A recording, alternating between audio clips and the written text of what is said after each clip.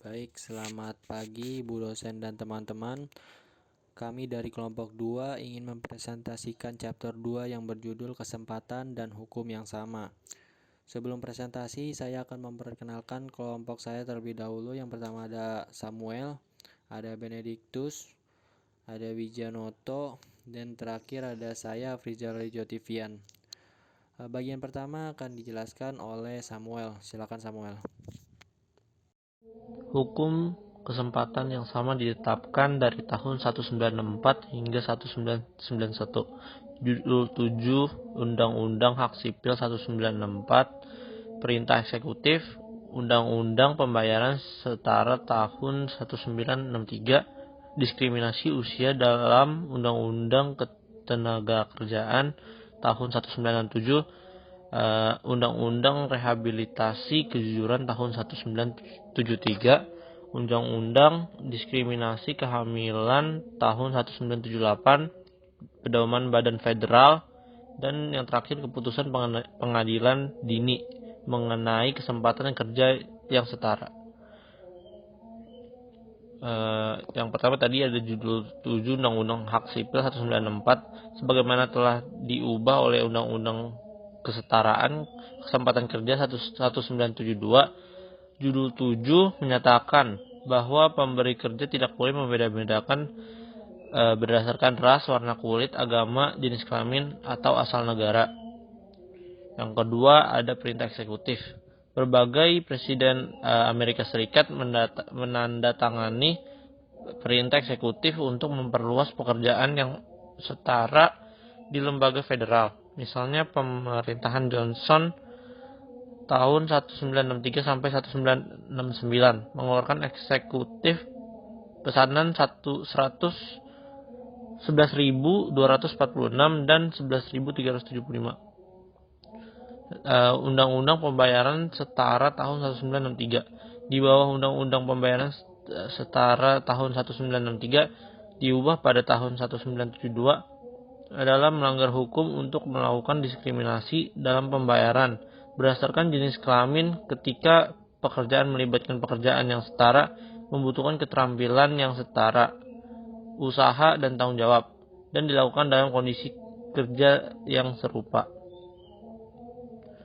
Habis itu diskriminasi usia dalam Undang-Undang Ketenagakerjaan tahun 1967. Diskriminasi usia Undang-Undang Ketenagakerjaan tahun 1997 atau ADEA membuatnya melanggar hukum untuk mendiskriminasikan karyawan atau pelamar yang berusia antara 40 dan 65 tahun.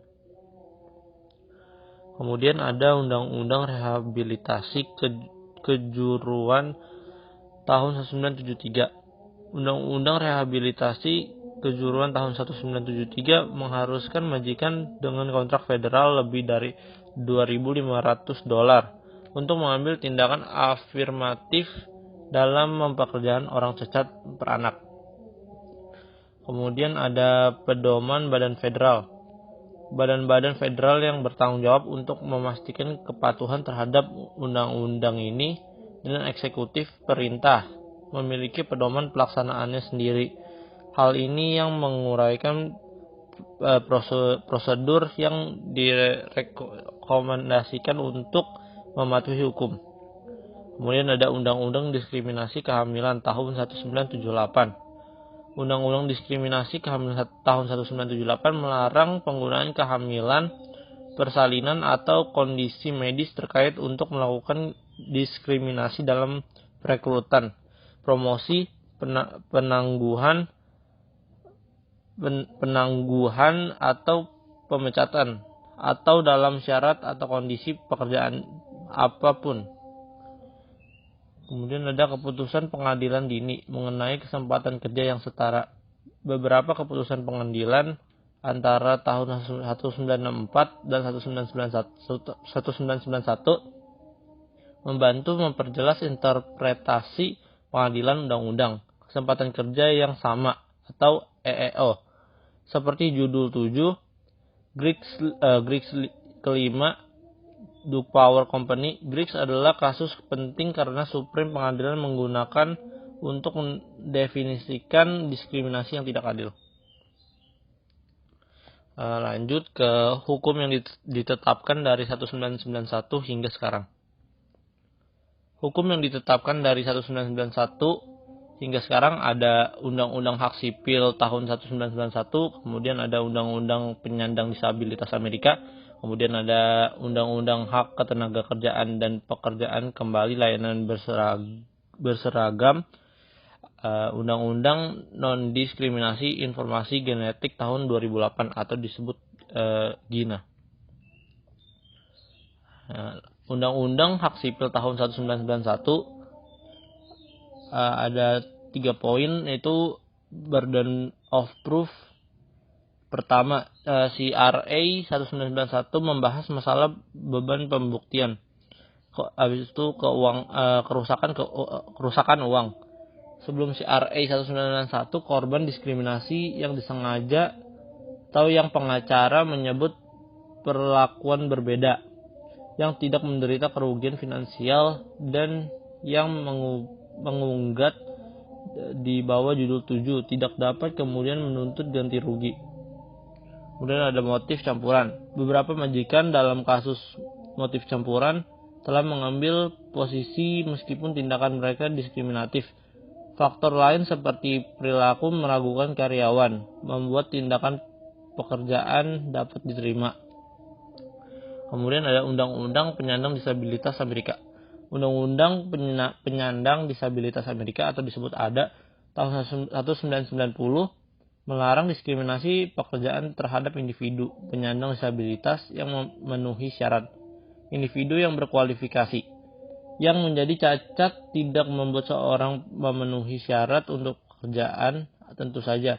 Sebaliknya, undang-undang tersebut melarang diskriminasi terhadap individu yang memenuhi syarat-syarat mereka yang dengan atau tanpa akomodasi yang wajar dapat menjalankan fungsi-fungsi penting pekerjaan. Akomodasi yang wajar. Jika individu tersebut tidak dapat melakukan pekerjaan seperti saat ini terstruktur, majikan harus membuat akomodasi yang wajar, kecuali melakukan akan menghadirkan kesulitan yang tidak semestinya. Kemudian ada Amandemen Act tahun 2008 atau disebut ADAAA. Perusahaan secara tradisional berlaku hampir semua 96% keputusan ada Pengadilan Sirkuit Federal. Lanjut ada Undang-Undang Hak Ketenagakerjaan dan Pekerjaan Kembali Layanan Berseragam. Di bawah Uniform Service Employment dan Reemployment Right Act 1994, majikan umumnya diharuskan antara lain untuk mempekerjakan kembali karyawan yang kembali dari cuti militer di posisi yang sebanding dengan yang mereka miliki sebelum pergi. Lanjut ada Undang-Undang Non-Diskriminasi Informasi Genetik tahun 2008 atau disebut GINA. Undang-Undang Non-Diskriminasi Informasi Genetik 2008 atau GINA melarang diskriminasi oleh perusahaan asuransi kesehatan dan pemberi kerja berdasarkan informasi genetik orang. Hukum Kesempatan Kerja Setara Negara Bagian dan Lokal. Undang-undang negara bagian atau lokal biasanya mencakup pemberi kerja, seperti mereka yang berpenghasilan rendah dari 15 karyawan, tidak tercakup oleh undang-undang federal. Pengusaha mengabaikan undang-undang IIO kota dan negara bagian atas risiko mereka. Di kota New York misalnya, undang-undang kota berlaku untuk majikan dengan sedikitnya 4 karyawan, bukan 15, seperti di bawah judul P11. Manajer menggunakan manual seperti dasar-dasar kepatuhan SDM, manual hukum ketenagakerjaan negara bagian dan federal Anda, tersedia dari SHRM. Untuk memahami persyaratan IIO lokal, agen kesempatan kerja yang setara di tingkat negara bagian dan lokal sering disebut Human Komisa Sumber Daya atau Komisi Ketenagakerjaan yang Adil, juga berperan dalam kesetaraan kepatuhan kerja. Selanjutnya ada diskriminasi agama. IIOC memberlakukan undang-undang yang melarang diskriminasi berdasarkan usia, kecacatan, upah atau kompensasi yang setara, informasi genetik, asal negara, kehamilan, ras atau warna kulit, agama, pembalasan dendam, jenis kelamin, dan pelecehan seksual. Diskriminasi agama melibatkan memperlakukan seseorang secara tidak baik karena keyakinan agamanya. Hukum tidak hanya melindungi orang-orang yang menganut agama tradisional yang terorganisir, seperti Buddha, Kristen, Hindu, Islam, dan Yudaisme, tetapi juga orang lain yang dengan tulus memegang keyakinan agama, etika, atau moral. Tren dalam hukum diskriminasi. Beberapa tren memperluas dampak kesetaraan pekerjaan, sementara yang lain membentuk hambatan baru. Dalam hal yang pertama, Mahkamah Agung AS atau Amerika Serikat menyatakan bahwa pengecualian undang-undang pertahanan federal atas pernikahan sesama jenis yang disetujui negara adalah tindak konstitusional. Departemen Tenaga Kerja atau bisa disingkat dengan DOL kemudian mengadakan bahwa di bawah karyawan Undang-Undang Keamanan Pendapatan Pensiun atau ERISA, istilah pasangan akan dibaca untuk merujuk kepada setiap individu yang menikah secara sah di bawah undang-undang negara bagian manapun, termasuk mereka yang sekarang berdomisili di negara bagian yang tidak mengenal perkawinan semacam itu. Pelecehan seksual. Berdasarkan judul V11, pelecehan seksual umumnya mengacu pada pelecehan berdasarkan jenis kelamin ketika perilaku tersebut memiliki tujuan atau efek yang secara substansial mengganggu kinerja seseorang atau menciptakan lingkungan kerja yang mengintimidasi, bermusuhan, atau menyinggung. Dalam 1 tahun terakhir, IIOC menerima 11.717 tuduhan pelecehan seksual. Sekitar 15% diantaranya diajukan oleh laki-laki. Mahkamah Agung AS menyatakan dalam On-Call v. Sundowner Offshore Service Inc. bahwa pelecehan seksual sesama jenis juga dapat ditindaklanjuti berdasarkan judul V11. Satu studi menemukan wanita mengalami lebih banyak pelecehan seksual daripada pria. Minoritas mengalami lebih banyak pelecehan etnis daripada orang kulit putih. Dan wanita minoritas mengalami lebih banyak pelecehan secara keseluruhan daripada pria mayoritas. Pria minoritas dan wanita mayoritas. Di bawah pedoman IIOC, pengusaha memiliki kewajiban tegas untuk menjaga tempat kerja bebas dari pelecehan dan intimidasi seksual. Apa itu pelecehan seksual? Pedoman IIOC mendefinisikan pelecehan seksual sebagai rayuan seksual yang tidak diinginkan, permintaan untuk bantuan seksual, dan perilaku verbal atau fisik lainnya yang bersifat seksual yang terjadi di bawah salah satu kondisi berikut. Yang pertama ada ketundukan pada perilaku tersebut dilakukan baik secara eksplisit maupun implisit sebagai syarat atau ketentuan pekerjaan seseorang. Yang kedua, penyerahan atau penolakan terhadap perilaku tersebut oleh individu digunakan sebagai dasar keputusan pekerjaan yang mempengaruhi individu tersebut.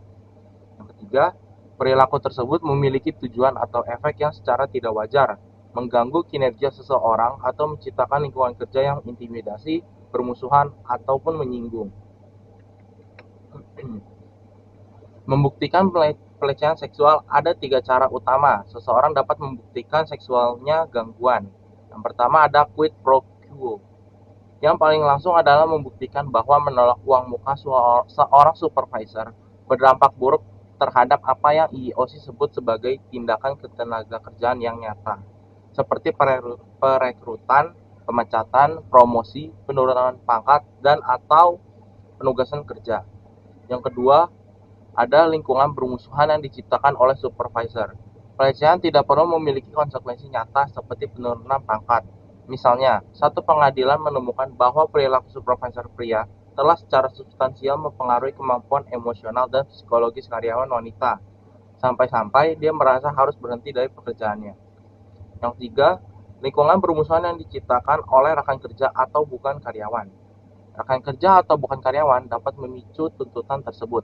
Satu pengadilan menyatakan bahwa seragam wajib yang provokatif secara seksual menyebabkan komentar cabul oleh pelanggan. Kapan lingkungan bersahabat? Pelecehan seksual di lingkungan yang tidak bersahabat umumnya berarti intimidasi, hinaan, dan cemoohan yang cukup keras untuk mengubah kondisi kerja karyawan. Pengadilan melihat beberapa hal. Ini termasuk apakah perilaku diskriminatif itu sering atau parah, apakah itu secara fisik mengancam atau mempermalukan, atau sekadar ucapan ofensif, dan apakah hal itu mengganggu kinerja kerja karyawan secara tidak wajar. Pengadilan juga mempertimbangkan apakah karyawan secara subjektif menganggap lingkungan kerja sebagai lingkungan yang kasar. Keputusan Mahkamah Agung. Mahkamah Agung AS menggunakan kasus bernama Meritor Savings Bank FSBV Vinson untuk mendukung secara luas pedoman IOC tentang pelecehan seksual. Dua keputusan Mahkamah Agung lainnya lebih lanjut mengklarifikasi Undang-Undang Pelecehan Seksual. Yang pertama, Burlington Industry v. Alert. Karyawan tersebut menuduh atasannya melakukan pelecehan quid pro quo. Dia mengatakan bosnya mengusulkan dan mengancamnya dengan penurunan pangkat jika dia tidak menanggapi. Dia tidak melakukan ancaman dan dia dipromosikan. Dalam kasus kedua, Paragraf v. Kota Boca Raton, karyawan tersebut menuduh majikan membiarkan lingkungan kerja yang tidak bersahabat. Dia mengatakan dia berhenti dari pekerjaan yang penjaga pantai setelah ejekan berulang kali dari penjaga pantai lainnya. Pengadilan memutuskan mendukung karyawan dalam kedua kasus. Keputusan ini menyarankan majikan dapat membela diri terhadap pertanggungjawaban pelecehan seksual dengan menunjukkan dua hal. Pertama, itu harus menunjukkan bahwa majikan melakukan perawatan yang wajar untuk mencegah dan memperbaiki segera setiap perilaku pelecehan seksual. Kedua, itu harus menunjukkan bahwa penggugat tidak masuk akal untuk mengambil keuntungan dari setiap kesempatan pencegahan atau perbaikan yang diberikan oleh pemberi kerja. Kegagalan karyawan untuk menggunakan sistem pelaporan formal akan memenuhi komponen kedua. Cara mengatasi pelecehan seksual. Yang pertama ada tanggapi semua keluhan tentang pelecehan dengan serius. Yang kedua, mengeluarkan pernyataan kebijakan yang keras untuk mengutuk perilaku tersebut. Jelaskan perilaku yang dilarang, pastikan perlindungan terhadap pembalasan, jelaskan proses pengaduan rahasia, dan berikan penyelidikan yang tidak memihak dan tindakan korektif. Yang ketiga, menetapkan sistem respon manajemen yang mencakup reaksi dan investigasi segera. Beberapa organisasi menggunakan aplikasi dari www.projectcaselisto.org untuk memfasilitasi pencatatan dan pelaporan pelecehan seksual. Yang keempat, latih supervisor dan manajer untuk meningkatkan kesadaran mereka tentang masalah tersebut dan mendisiplinkan manajer dan karyawan yang terlibat dalam pelecehan seksual. Mengapa hukum tidak cukup? Pertama, perempuan menganggap perilaku sosioseksual yang lebih luas menyentuh, misalnya, sebagai pelecehan. Dalam sebuah penelitian, sekitar 58% karyawan melaporkan mengalami potensi perilaku jenis pelecehan di tempat kerja. Sekitar 4 kali lebih banyak pria dibandingkan wanita menemukan perilaku menyanjung atau jinak. Kedua, korban sering merasa takut, misalnya, tidak mendapat pekerjaan. Dalam sebuah penelitian, pewawancara pria mengajukan pertanyaan yang tidak pantas kepada pelamar wanita seperti, apa kamu punya pacar? Dan apakah orang-orang menganggap Anda diinginkan? Semua pelamar menjawab semua pertanyaan. Ketika ditanya mengapa, mereka mengatakan bahwa mereka merasa lebih takut daripada marah dalam wawancara. Ketiga, korban seringkali tidak mengeluh. Misalnya, 2 jenderal angkatan udara muncul di hadapan Komite Angkatan Bersenjata Kongres AS untuk menjelaskan, antara lain, bagaimana 23 instruktur di Pangkalan Angkatan Udara dapat terlibat dalam hubungan tidak profesional atau serangan seksual terhadap 48 peserta pelatihan perempuan. Keempat, baik pelatihan pelecehan maupun Departemen SDM tidak selalu membantu. Banyak program pelatihan semacam itu hanya memenuhi kewajiban hukum majikan untuk menunjukkan bahwa itu mendidik karyawan tentang kebijakan anti pelecehan perusahaan. Misalnya, Departemen SDM perusahaan Weinstein diduga mengembalikan keluhan pelecehan kepada Tuan Weinstein ketika orang-orang membuat tuduhan tentang dia. Apa yang dapat dilakukan karyawan? Pertama, mengeluh. Ingatlah bahwa pengadilan umumnya memeriksa apakah karyawan yang dilecehkan menggunakan prosedur pelaporan majikan untuk segera mengajukan keluhan. Jika pemberi kerja memiliki prosedur pengaduan yang dikomunikasikan secara efektif, gunakan prosedur tersebut dan kemudian bekerja sama dalam penyelidikan. Dalam konteks itu, langkah-langkah yang dapat diambil karyawan meliputi yang pertama, bicaralah dengan peleceh dan bosnya, menyatakan bahwa tawaran yang tidak diinginkan harus dihentikan. Kedua, beritahu supervisor Anda sendiri. Ketiga, jika masalah tidak berhenti, ajukan laporan tertulis mengenai perilaku yang tidak diinginkan dan upaya yang gagal untuk menghentikannya kepada manajer, pelaku pelecehan, dan atau direktur sumber daya manusia. Yang keempat, jika ini tidak mencukupi, penuduhan dapat mengajukan klaim kepada EEOC. Dalam kasus yang serius, karyawan juga dapat berkonsultasi dengan pengacara tentang menuntut pelaku pelecehan untuk penyerangan dan baterai. Penderitaan yang disengaja dari tekanan emosional, bantuan ganti rugi, dan untuk memulihkan ganti rugi dan hukuman. Pembelaan terhadap tuduhan diskriminasi. Untuk memahami bagaimana majikan membela diri terhadap diskriminasi pekerjaan klaim, pertama-tama kita harus meninjau secara singkat beberapa terminologi hukum dasar. Hukum diskriminasi membedakan antara perlakuan yang berbeda dan dampak yang berbeda. Perlakuan yang berbeda berarti diskriminasi yang disengaja, antara perlakuan yang berbeda dan dampak yang berbeda. Perlakuan yang berbeda berarti diskriminasi yang disengaja. Perlakuan yang berbeda ada di mana majikan memperlakukan seorang individu secara berbeda karena individu tersebut adalah anggota ras, agama, jenis kelamin, atau kelompok etnis tertentu. Aturan yang mengatakan kami tidak mempekerjakan pengemudi berusia di atas 60 tahun menunjukkan hal ini. Dampak yang berbeda berarti bahwa pemberi kerja terlibat dalam praktik atau kebijakan ketenaga kerjaan yang memiliki dampak atau efek merugikan yang lebih besar pada anggota kelompok yang dilindungi di bawah judul V11 daripada karyawan lain, terlepas dari niatnya. Klaim dampak yang berbeda tidak memerlukan bukti niat diskriminatif. Sebaliknya, penggugat harus menunjukkan bahwa praktik ketenaga kerjaan yang tampaknya netral, seperti mensyaratkan gelar sarjana, menciptakan dampak yang merugikan perbedaan yang signifikan antara proporsi. Peran pusat dampak merugikan menunjukkan bahwa salah satu praktik atau kebijakan ketenaga kerjaan pemberi kerja memiliki dampak yang merugikan, memainkan peran sentral dalam tuduhan praktik diskriminatif. Berdasarkan judul V11 dan CIRA 1991, seseorang yang percaya bahwa dia menjadi korban diskriminasi yang tidak disengaja hanya karena kebutuhan praktik majikan. Menetapkan kasus diskriminasi prima facie ini berarti menunjukkan misalnya bahwa prosedur seleksi pemberi kerja seperti mensyaratkan gelar sarjana untuk pekerjaan itu memang berdampak buruk pada kelompok minoritas yang dilindungi. Jadi, misalnya, jika pelamar minoritas merasa dirinya menjadi korban diskriminasi, orang tersebut hanya perlu menunjukkan bahwa proses seleksi majikan berdampak buruk pada kelompoknya.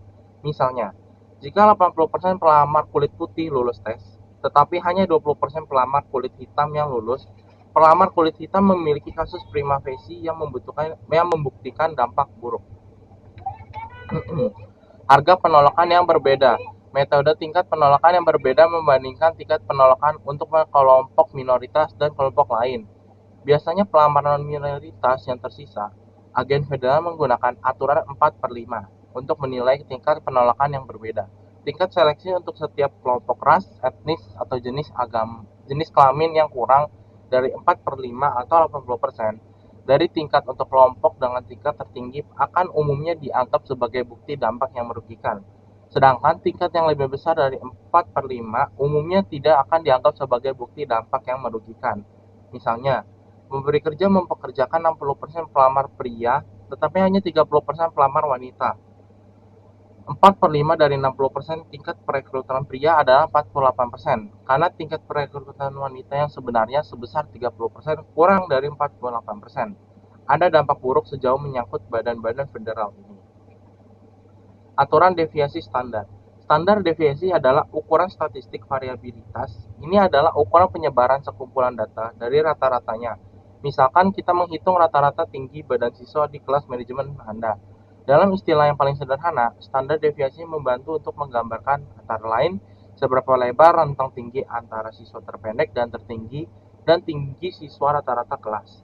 Dalam seleksi, aturan standar deviasi menyatakan bahwa sebagai aturan praktis, perbedaan antara jumlah kandidat minoritas yang kami harapkan untuk dipekerjakan dan siapa yang sebenarnya kami pekerjakan harus kurang dari 2 standar deviasi. Pertimbangkan contoh ini. Misalkan 300 pelamar melamar 20 lowongan. 80 pelamar adalah perempuan dan 220 lainnya adalah laki-laki. Kami menggunakan proses penyaringan kami dan mempekerjakan 2 wanita dan 18 pria. Apakah proses seleksi kita berdampak buruk? Untuk menjawab ini kita dapat menghitung keseimbangan baku. Di sini ada SD number of minority applicants per number of total applicants dikali number of non-minority applicants per number of total applicants dikali dengan number of applicants selected. In our case, SD 80 per 300 dikali 220 per 300 dikali 20 sama dengan 0,2667 dikali 0,73333 dikali 20 sama dengan 3,911 sama dengan SD sama dengan 1977. Dalam contoh kita, wanita adalah 26%, 80 per 300 dari 300. Dari kelompok pelamar, kita harus ada untuk mengharapkan mempekerjakan 26% dari 20 orang yang dipekerjakan, atau sekitar 5 wanita. Kami benar-benar mempekerjakan wanita. Kebijakan terbatas. Pendekatan kebijakan terbatas berarti menunjukkan bahwa kebijakan atasan dengan sengaja atau tidak sengaja mengecualikan anggota yang dilindungi kelompok. Perbandingan populasi.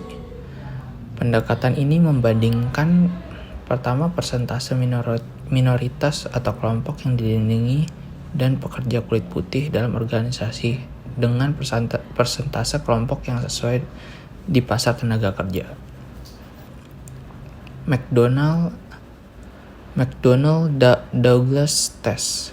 Pengacara menggunakan tes McDonnell-Douglas untuk menunjukkan perlakuan yang berbeda atau disengaja daripada dampak yang berbeda atau tidak disengaja. Apakah ini menunjukkan bahwa perusahaan perekrutan dengan sengaja mendiskriminasi calon perempuan atau minoritas? Mahkamah Agung AS menetapkan 4 aturan untuk diterapkan tes McDonnell-Douglas. Yang pertama, bahwa orang tersebut termasuk dalam kelas yang dilindungi. Yang kedua, bahwa dia melamar dan memenuhi syarat untuk pekerjaan di mana atasan itu berada mencari pelamar. Yang ketiga, bahwa terlepas dari kualifikasi ini dia ditolak dan bahwa setelah penolakannya posisi tersebut tetap terbuka dan pemberi kerja terus mencari lamaran dari orang-orang yang memenuhi kualifikasi pengadu. Contoh dampak merupakan pada dasarnya yang harus dia lakukan adalah menunjukkan bahwa prosedur Anda atau tes seperti pemilihan tes memiliki dampak buruk pada anggota kelompok minoritasnya.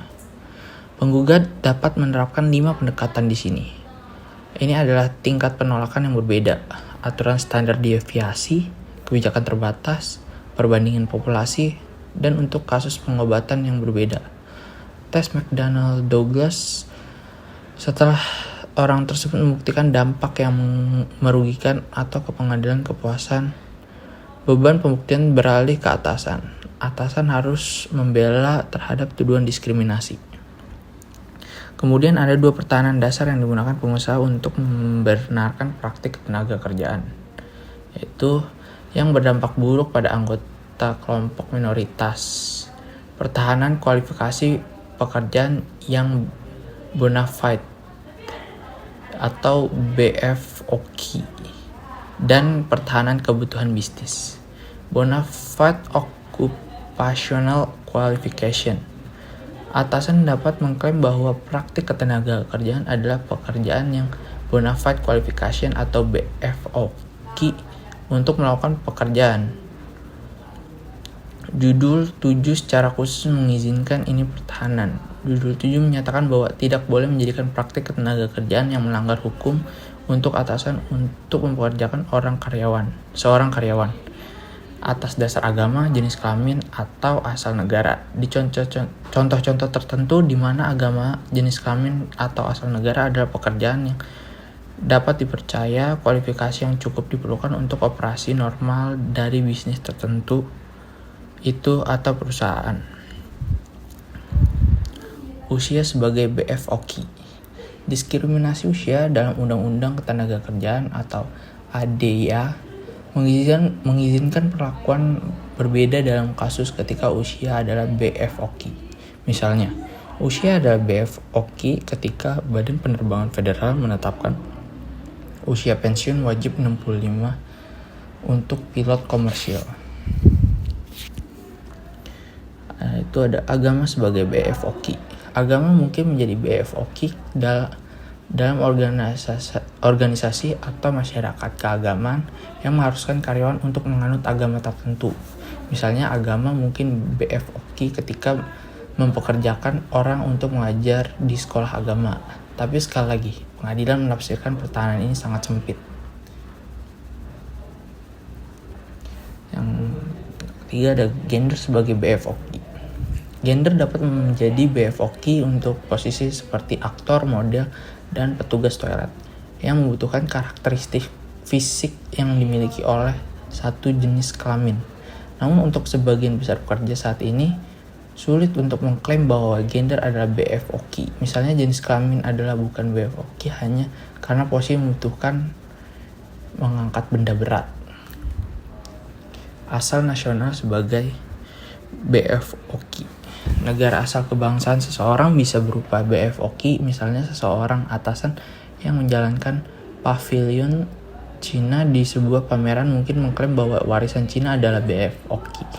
Bagi orang-orang untuk berurusan dengan publik, business necessity atau kebutuhan bisnis adalah pembelaan yang dibuat oleh pengadilan itu membutuhkan menunjukkan bahwa adalah tujuan bisnis untuk praktek diskriminatif dan bahwa praktek tersebut oleh karena itu dapat diterima. Example what you can and cannot do. Sebelum melanjutkan kita harus meninjau apakah yang diizinkan oleh Undang-Undang Ketenagakerjaan Federal yang adil atau dan dilakukan atau tidak diizinkan. Yang dapat dikatakan atau tidak dapat dikatakan. Undang-undang federal seperti judul 7 biasanya tidak secara tegas melarang pertanyaan pekerjaan tentang ras, warna kulit, agama, jenis kelamin, atau asal negara pelamar. Dengan kata lain, dengan pengecualian kebijakan personel yang menyerukan diskriminasi langsung terhadap anggota dari beberapa kelompok yang dilindungi. Itu bukan pertanyaannya, tetapi dampaknya. Jadi pertanyaan ilustratif dan praktik seperti yang ada di beberapa halaman berikutnya tidak ilegal. Praktik diskriminasi yang harus dihindari, pengarahan dari mulut ke mulut, informasi yang menyesatkan, iklan yang dicari bantuan iklan. Itu ada standar seleksi, persyaratan pendidikan, tes preferensi kepada kerabat, tinggi berat dan karakter fisik, catatan penangkapan, formulir aplikasi, pemberhentian karena tunjangan. Contoh praktik diskriminasi, promosi, transfer, dan PHK.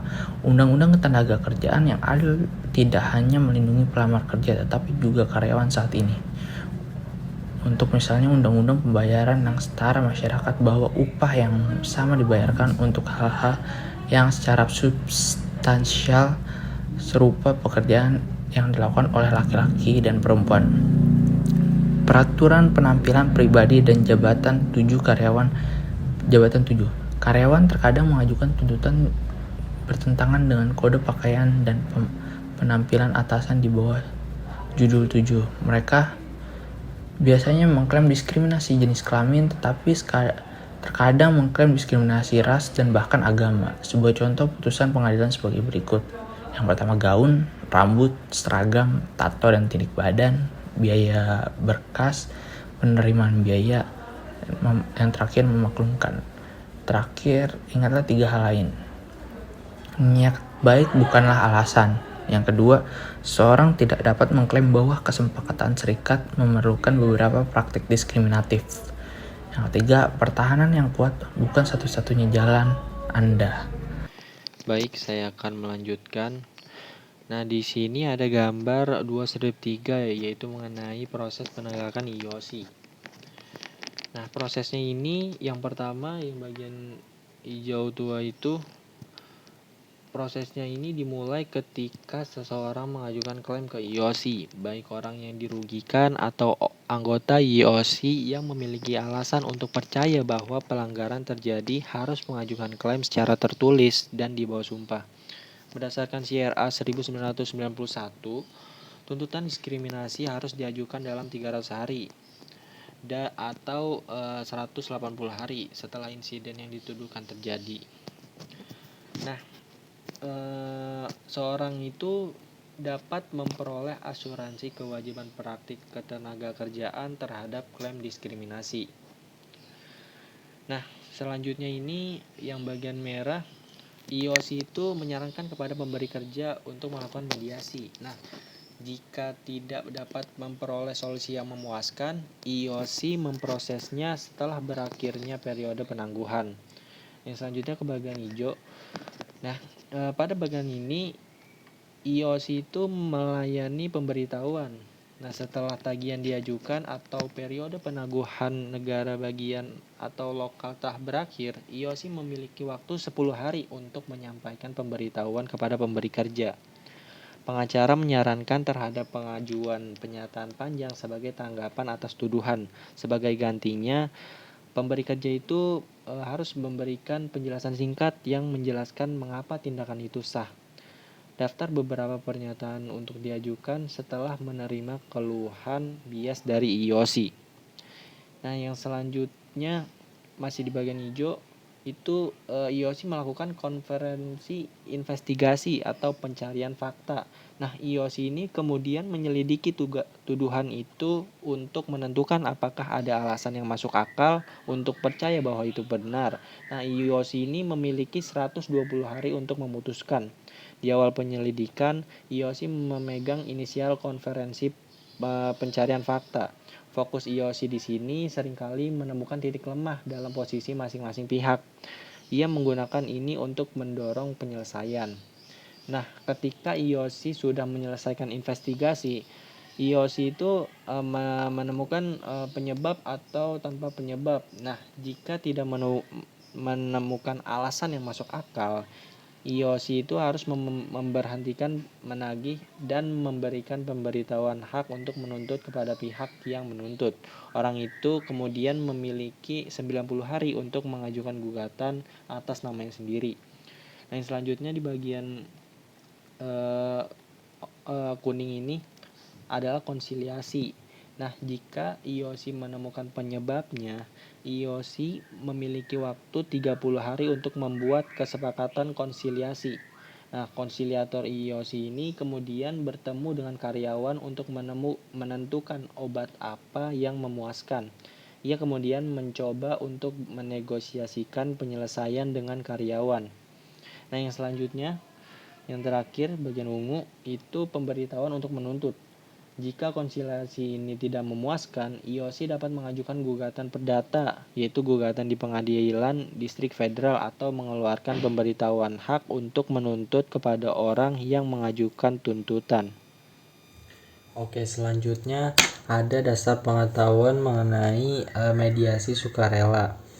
Nah, IOC ini merujuk sekitar 10% dari biayanya ke mekanisme biasa mediasi sukarela dan proses informal di mana pihak ketiga yang netral membantu pihak lawan untuk mencapai resolusi sukarela yang dinegosiasikan atas tuduhan diskriminasi.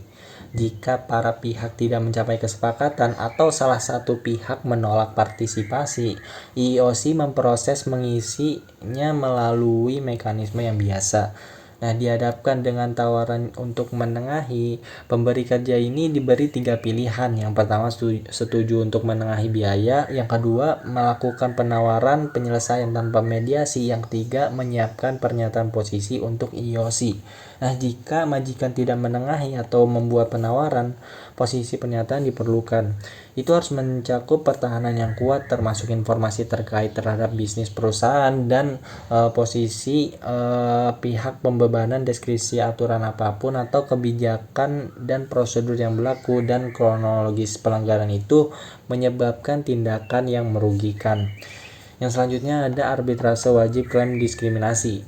Nah, banyak pemberi kerja ini untuk menghindari litigasi IOC membutuhkan pelamar dan karyawan untuk setuju untuk menengahi klaim tersebut. Nah, litigasi itu adalah istilah dalam hukum mengenai penyelesaian suatu sengketa yang dihadapi melalui jalur pengadilan. Nah, IOC ini tidak mendukung arbitrase wajib, namun keputusan Mahkamah Agung Amerika Serikat dalam Gilmer v. Interstate, Johnson Line Corp. dan dan kasus serupa menjelaskan bahwa penggugat atau karyawan diskriminasi pekerjaan dapat dipaksa untuk menengahi klaim mereka berdasarkan beberapa keadaan. Mengingat hal ini, pemberi kerja mungkin ingin mempertimbangkan untuk memasukkan klausul arbitrase wajib dalam aplikasi pekerjaan atau karyawan mereka dalam buku pegangan.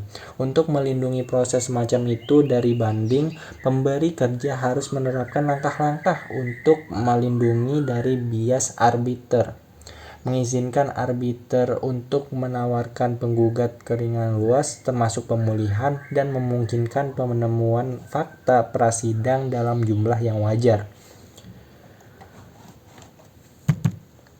Oke, selanjutnya yaitu meningkatkan kinerja alat SDM untuk manajer lain dan usaha kecil.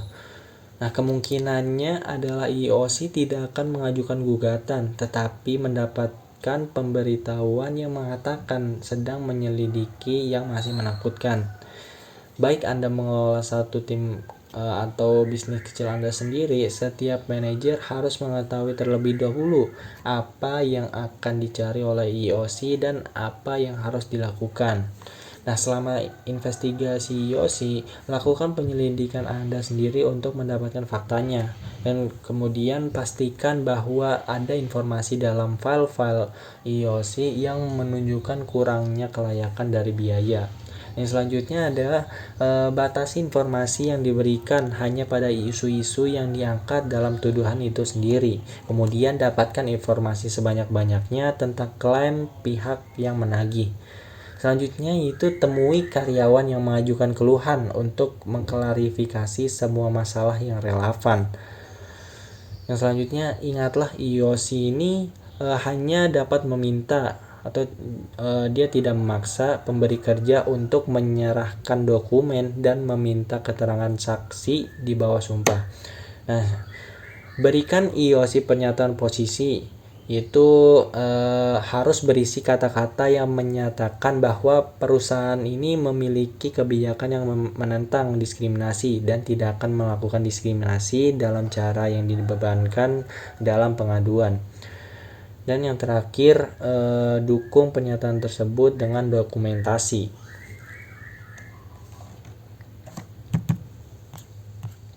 Oke, selanjutnya, selama konferensi pencarian fakta, karena satu-satunya catatan resmi adalah catatan yang diambil oleh penyelidik IOC, simpan catatan Anda sendiri. Dan kemudian bawa pengacara. Dan pastikan Anda mendapatkan informasi lengkap tentang tuduhan dan fakta kasus tersebut.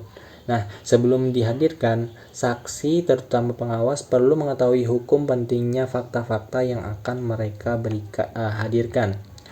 Nah, selanjutnya, selama penentuan IOC dan upaya konsiliasi, nah jika ada temuan penyebab, tinjau dengan cermat dan tunjukkan ketidakakuratan dalam menulis kepada IOC. Gunakan surat ini untuk mencoba lagi meyakinkan para pihak bahwa tuduhan itu tanpa kemampuan. Yang selanjutnya, berdamai dengan hati-hati. Jika Anda telah menyelidiki kasus ini dengan benar, mungkin tidak ada keuntungan nyata dalam menatap pada tahap ini. Ingat, kemungkinannya adalah tidak ada gugatan yang akan diajukan oleh IOC. Oke, selanjutnya ada 2 kesalahan yang harus dihindari. Yang pertama, menghindari manajemen malpraktek, yaitu perilaku manajerial yang menyimpang, melebihi semua batas yang biasanya ditoleransi oleh masyarakat. Nah, ada satu contoh, majikan itu atau bos menurunkan seorang manajer menjadi petugas kebersihan dan mempermalukannya. Atasan yang melakukan malpraktik ini mungkin secara pribadi bertanggung jawab untuk membayar sebagian dari penghakiman. Yang kedua, jangan membalas. Pembalasan terjadi ketika majikan atau bos memperlakukan pelamar, karyawan, mantan karyawan, atau orang-orang yang terkait erat dengan mereka kurang mampu karena misalnya Mereka mengancam akan mengajukan tuntutan diskriminasi. Pembalasan dendam adalah tuduhan yang paling umum yang diajukan ke IOC. Oke, selanjutnya ada manajemen keragaman. Keragaman berarti beragam atau bervariasi, dan di tempat kerja berarti memiliki tenaga kerja terdiri dari 2 atau lebih kelompok karyawan dengan berbagai ras, etnis, jenis kelamin, budaya, asal negara, cacat, usia, dan latar belakang agama. Selanjutnya pada manajemen keragaman, yaitu ada potensi ancaman terhadap keanekaragaman. Keragaman tenaga kerja menghasilkan manfaat dan masalah bagi pemberi kerja. Tidak dikelola dapat menghasilkan hambatan perilaku yang mengurangi kerjasama. Masalah potensial termasuk stereotip. Di sini seorang menganggap ciri-ciri perilaku tertentu untuk individu berdasarkan keanggotaan nyata mereka dalam suatu kelompok. Misalnya, orang yang lebih tua tidak bisa bekerja keras. Kata banyak orang yang memegang asumsi tidak sadar itu seperti salah satu bahwa laki-laki diharapkan untuk tegas, sedangkan perempuan harus kolaboratif. Jadi seorang wanita yang mendorong lebih banyak untuk dirinya sendiri dipandang sebagai pemimpin, sedangkan laki-laki dipandang untuk melakukan pekerjaannya. Dengan kata lain, perempuan menghadapi stereotip peran gender, kecenderungan untuk mengasosiasikan perempuan dengan tertentu, sering non-manajerial pekerjaan. Prasangka adalah bias terhadap prasangka seseorang berdasarkan sifat orang itu, seperti contohnya, kami tidak akan memperkerjakannya karena dia sudah tua. Bias beberapa orang bersifat di bawah sadar. Yang selanjutnya ada diskriminasi. Diskriminasi adalah prasangka dalam tindakan. Ini seperti mengambil tindakan spesifik terhadap atau melawan orang berdasarkan kelompok tersebut.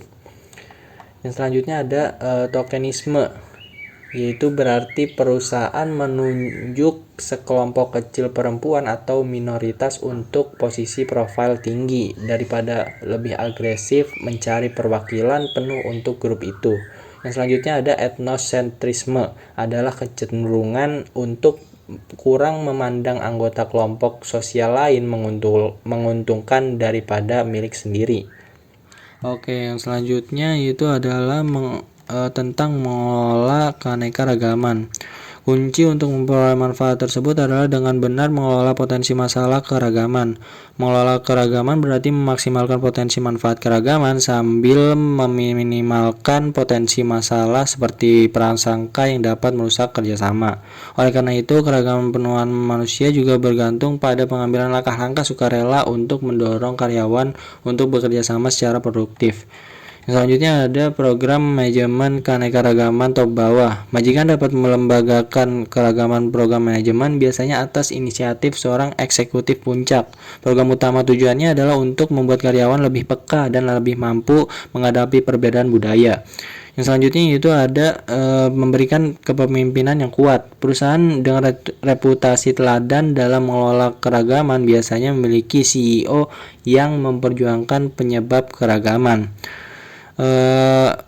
Yang selanjutnya itu menilai situasi. Salah satu studi menemukan bahwa alat yang paling umum untuk menilai keragaman perusahaan mencakup metrik perekrutan dan retensi pekerjaan yang setara, survei sikap karyawan, evaluasi manajemen dan karyawan, dan fokus kelompok. Yang selanjutnya yaitu memberikan pelatihan dan pendidikan keragaman. Titik awal yang paling umum untuk sebuah upaya manajemen keragaman biasanya berupa jenis program pendidikan karyawan. Oke, selanjutnya masih dalam mengelola keanekaragaman, yaitu mengubah budaya dan sistem manajemen. Menggabungkan program pendidikan dengan lainnya adalah langkah konkret yang bertujuan untuk mengubah budaya dan manajemen organisasi sistem. Misalnya, mengubah prosedur penilaian kerja menjadi penilaian supervisor sebagian didasarkan pada keberhasilan mereka dalam mengurangi konflik antar kelompok. Selanjutnya yaitu mengevaluasi program manajemen keragaman. Misalnya, lakukan sikap karyawan survei sekarang menunjukkan adanya perbaikan dalam sikap karyawan terhadap keberagaman. Masalahnya adalah banyak program keragaman yang tidak efektif. Beberapa gagal karena bahkan karyawan yang cenderung positif mungkin menolak berpartisipasi dalam program wajib. Yang selanjutnya, keanekaragaman melalui keterlibatan. Orang lain dengan bijaksana merancang upaya keragaman mereka untuk memperoleh keterlibatan dan partisipasi aktif karyawan mereka. Selanjutnya yaitu menerapkan program tindakan afirmatif. Kesempatan kerja yang sama bertujuan untuk memastikan bahwa siapapun tanpa memandang ras, warna kulit, cacat, jenis kelamin, agama, asal negara, atau usia memiliki kesempatan yang sama berdasarkan atau kualifikasinya. Tindakan afirmatif berarti mengambil tindakan dalam perekrutan, promosi, dan kompensasi untuk menghilangkan efek diskriminasi masa lalu saat ini. Tindakan afirmatif masih merupakan masalah tempat kerja yang signifikan. Retensi karyawan, menghindari penolakan karyawan terhadap program tindakan afirmatif adalah penting. Di sini penelitian menunjukkan bahwa karyawan saat ini perlu mempercayai program tersebut adil. Prosedur seleksi yang transparan menjelaskan dengan jelas apa alat seleksi dan standar yang digunakan perusahaan membantu dalam hal ini. Komunikasi juga penting. Oke, selanjutnya adalah langkah-langkah dalam tindakan afirmatif program.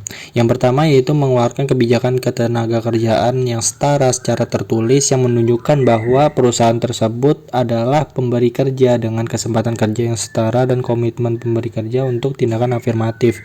Yang kedua, mendemonstrasikan dukungan manajemen puncak untuk kebijakan ketenagakerjaan yang setara, misalnya menunjuk administrator IO berpangkat tinggi. Yang ketiga, mempublikasikan secara internal dan eksternal kebijakan ketenagakerjaan yang setara dan tindakan afirmatif komitmen. Yang keempat, survei pekerjaan minoritas dan wanita saat ini berdasarkan departemen dan klasifikasi pekerjaan untuk menentukan lokasi program tindakan afirmatif yang diinginkan. 5. Analisis dengan cermat praktik sumber daya manusia pemberi kerja untuk mengidentifikasi dan menghilangkan hambatan tersembunyi. Yang keenam, meninjau, mengembangkan, dan mengimplementasikan program SDM khusus untuk meningkatkan pemanfaatan perempuan dan minoritas. Yang ketujuh, gunakan rekrutmen terfokus untuk menemukan pelamar yang memenuhi syarat dari kelompok sasaran. Yang kedelapan, menetapkan audit internal dan sistem pelaporan untuk memantau dan mengevaluasi kemajuan. Yang terakhir, mengembangkan dukungan untuk program affirmative action di dalam perusahaan dan di masyarakat. Oke, selanjutnya adalah diskriminasi terbalik. Diskriminasi terbalik berarti mendiskriminasi pelamar non-minoritas dan karyawan. Banyak kasus pengadilan yang telah membahas masalah ini. Intinya bahwa pengusaha harus menekankan perekrutan eksternal dan pengembangan internal karyawan minoritas dan perempuan yang lebih berkualitas, sementara mendasarkan keputusan pekerjaan pada kriteria yang sah. Oke, sekian penjelasan dari kelompok kami. Kurang lebihnya mohon maaf. Terima kasih.